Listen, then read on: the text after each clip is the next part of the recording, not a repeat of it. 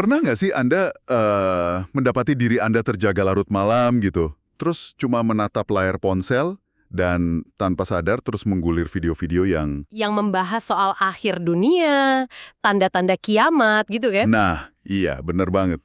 Anda pasti tahulah jenis konten yang saya maksud ini. Video-video yang mencoba membedah ramalan kuno, terus mencocokkan tajuk berita terbaru dengan tanda-tanda kehancuran bumi, atau bahkan memprediksi kapan tepatnya peradaban manusia ini bakal runtuh. Sangat familiar dan itu sebenarnya sebuah fenomena psikologis dan kultural yang sangat universal. Betul. Kayaknya manusia itu punya semacam obsesi yang nggak ada habisnya terhadap eskatologi atau ilmu tentang akhir zaman. Kita tuh senang banget menebak-nebak kapan kiamat bakal terjadi, merangkai teori konspirasi yang super rumit, dan dalam prosesnya itu... Kita malah kehilangan poin utamanya. Tepat, kita seringkali lupa untuk memahami esensi dasar dari peringatan akhir zaman itu sendiri. Dan fenomena yang Anda sebutkan tadi itu tuh sangat relevan dengan tumpukan sumber asli yang akan kita bahas hari ini. Obsesi terhadap interpretasi kejadian aktual atau memprediksi urutan nubuah itu sering banget menutupi tujuan awal dari narasi teks tersebut. Ya, bukannya jadi peringatan untuk kebaikan spiritual, narasi akhir zaman sekarang ini lebih mengarah ke cocokologi. Iya, cocokologi dan ramalan semata. Ini menjelaskan kenapa selama berabad-abad konsep-konsep kayak Dajjal atau Imam Mahdi itu selalu dikait-kaitkan secara paksa dengan geopolitik global yang lagi panas di masa itu. Menarik banget sih poin itu. Kalau kita lihat ke belakang nih, sebelum ada era digital, eskatologi kan sering bercampur baur sama mitologi lokal ya. Ceritanya diturunkan dari mulut ke mulut. Betul, lebih ke mitos urban pada zamannya. Tapi sekarang di era digital, topik ini tuh bertransformasi jadi komoditas. Ini jadi tema favorit para konten kreator. Karena dengan menggabungkan narasi agama sama teori konspirasi geopolitik, mereka bisa bikin tayangan yang seru banget. Mendulang klik dan tentu saja memicu adrenalin penontonnya. Pastinya. Dan itulah misi utama kita dalam eksplorasi mendalam hari ini. Kita mau ambil satu langkah mundur dari semua kebisingan media sosial itu, kita udah ngumpulin setumpuk dokumen sumber asli, yaitu teks-teks dari Al-Quran. Dokumen yang kita kaji hari ini lumayan komprehensif loh. Kita melihat prinsip dasar di surah Al-Fatihah, penjelasan yang lebih panjang di surah Al-Baqarah dan Al-A'raf, sampai ke surah-surah pendek yang visualnya itu tajam banget, kayak An-Nanhi'at, Al-Qari'ah, Al-Qamar, Al-Furqan, dan At-Takatsur. Ya, jadi misi kita kali ini sama sekali bukan buat memvalidasi teori konspirasi manapun ya. Kita di sini murni mau mengupas filosofi dari hakikat nubuah, hakikat kenabian, dan tanda akhir zaman langsung dari kacamata teks aslinya. Kita ingin mengerti apa sebenarnya makna operasional dari peran utusan Tuhan yang di sumber ini disebut sebagai basyiran wa nadiran, pembawa kabar gembira dan pemberi peringatan. Oke, mari kita bedah ini. Mari kita mulai dari kecenderungan dasar manusia yang selalu menuntut jadwal pasti.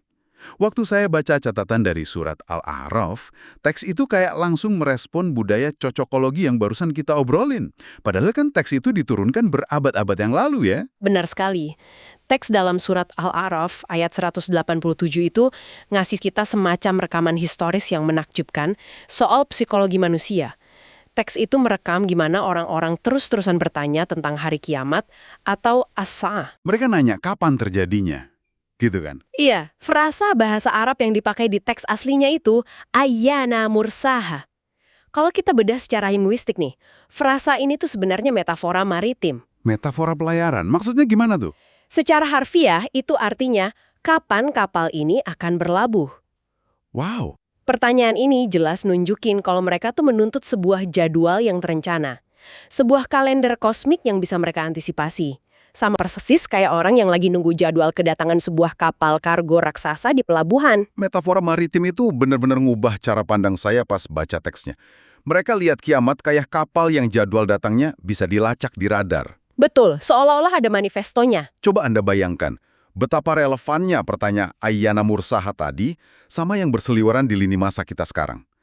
Konten kreator itu pakai jatuhnya harga saham atau konflik di Timur Tengah. Atau bahkan kemajuan AI sebagai alat pelacak kapal tersebut. Iya, mereka pada dasarnya lagi berusaha jawab pertanyaan kapan kapal ini berlabuh, tapi pakainya radar geopolitik. Terus, Gimana respons teks aslinya terhadap tuntutan jadwal ini? Responsnya adalah penolakan mutlak terhadap semua bentuk spekulasi. Teks itu menginstruksikan sang utusan untuk jawab dengan sangat tegas. Katakanlah, sesungguhnya pengetahuan tentang kiamat itu hanya ada pada Tuhanku. Nggak ngasih celah sama sekali ya? Nggak ada. Ini tuh demarkasi yang sangat jelas.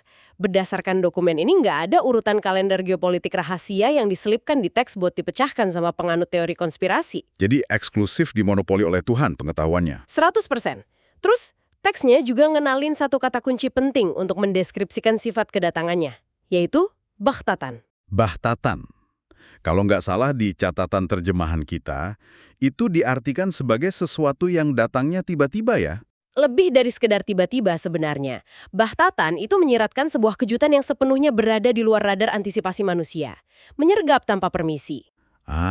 Jadi kayak Kayak langsung menghancurkan seluruh industri cocokologis. Soalnya kalau sebuah peristiwa memang didesain secara ilahiyah untuk jadi kejutan mutlak yang sifatnya bahtatan, maka semua usaha bikin algoritma prediksi itu ya bakal sia-sia. malah bertentangan dengan desain asli peristiwanya ya.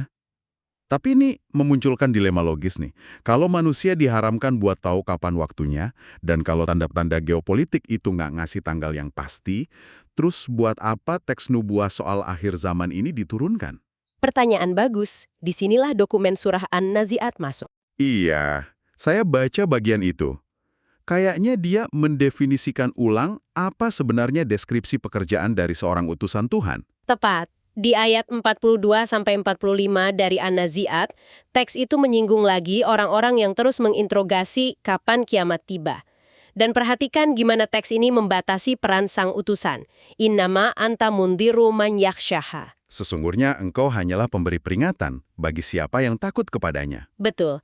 Sang utusan itu cuma seorang mundir, pemberi peringatan. Peran nubuah itu nggak mencakup fungsi sebagai peramal bintang, apalagi analis geopolitik yang tugasnya memetakan masa depan untuk memuaskan rasa penasaran intelektual manusia. Membaca bagian itu rasanya kayak ditampar teguran keras ya buat kita di era modern ini.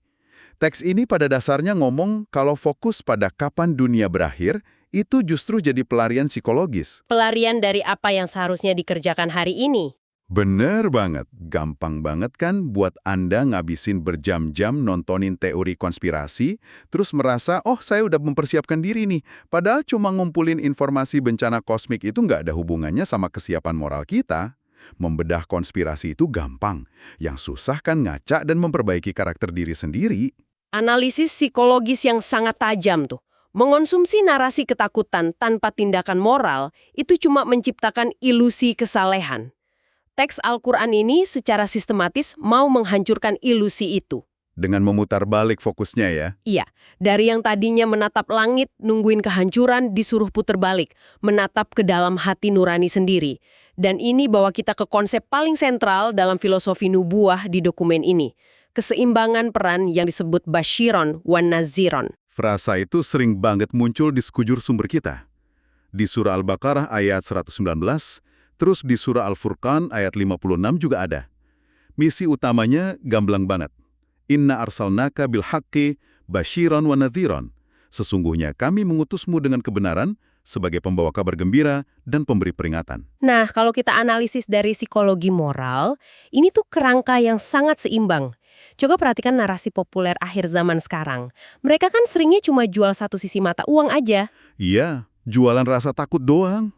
Kengerian murni, api, kehancuran. Tepat, tapi konsep basyiran wan nadhiran menolak pendekatan ekstrim itu. Basyiran itu kan berita gembira, janji tentang syurga, penghargaan, harapan bagi yang beriman. Ini instrumen motivasi positif. Sementara naziran itu sisi sebaliknya, realitas konsekuensi. Peringatan tentang siksaan buat mereka yang secara sadar menolak kebaikan. Jadi sistem ini naruh harapan yang menginspirasi dan ketakutan yang mendisiplinkan itu bersebelahan. Berjalan beriringan, betul. Anda nggak bisa mendorong manusia buat mencapai potensi moral terbaiknya kalau cuma modal tongkat ancaman. Anda harus nawarin visi tentang sesuatu yang indah juga. Dan dokumen pertama kita, surah Al-Fatihah, ngasih fondasi buat motivasi ganda ini kan. Tuhan disebut sebagai Maliki Yaumi Ad-Din. Pemilik hari pembalasan, kabar gembira dan peringatan tadi tuh nggak bakal punya bobot tanpa adanya hari pembalasan. Oh, saya paham sekarang. Narasi kiamat di teks ini bukan cerita fiksi ilmiah soal meteor nabrak bumi, tapi soal akuntabilitas mutlak. Semua itu dirancang biar manusia sadar kalau tindakannya di dunia ini nggak bakal nguap gitu aja. Akan ada buku catatan kosmiknya. Ada ruang sidang di mana keadilan absolut bakal ditegakkan. Dan menariknya, sumber kita nggak berhenti di teori filosofis aja. Di awal surah Al-Baqarah, teks itu ngasih semacam studi kasus klinis. Studi kasus gimana tuh? Tentang kenapa peringatan akhir zaman ini dipakai sebagai alat ukur saat ini.